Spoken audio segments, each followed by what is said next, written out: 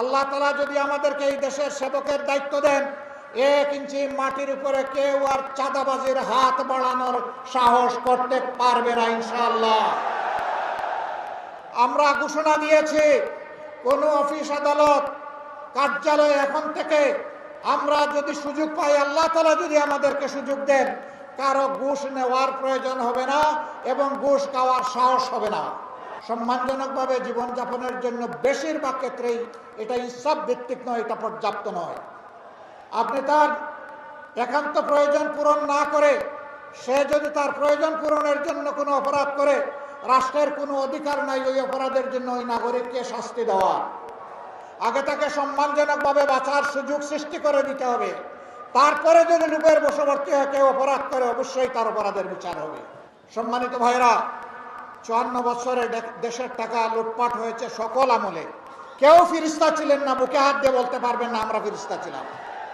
কেউ করেছেন কম, কেউ করেছেন বেশি। এই টাকা 18 কোটি মানুষের, এই টাকা আজকে জন্ম নেওয়া শিশুর, এই টাকা রাস্তার পাশে বসে আমার যে ভাই, আমার যে বোন ভিক্ষার তালা নিয়ে মানুষের কাছ থেকে ভিক্ষা নেয়, এই টাকা তারও।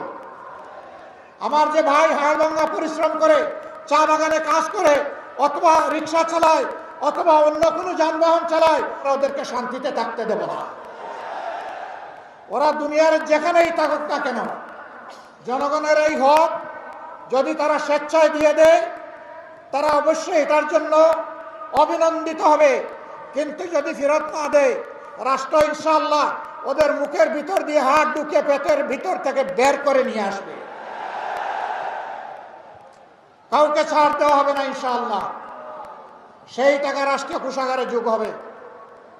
যে এলাকা যত বেশি বঞ্চিত, সেই এলাকায় সর্বপ্রথম উন্নয়নের কাজ শুরু হবে।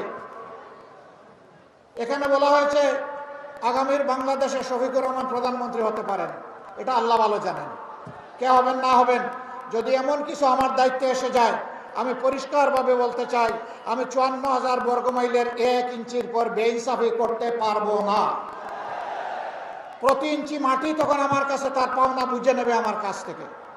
হ্যাঁ, সিলেটবাসীর সঙ্গত যে সমস্ত পাওনা বঞ্চনা, সেগুলা সিলেটবাসীকে সসম্মানে তুলে দেওয়া হবে।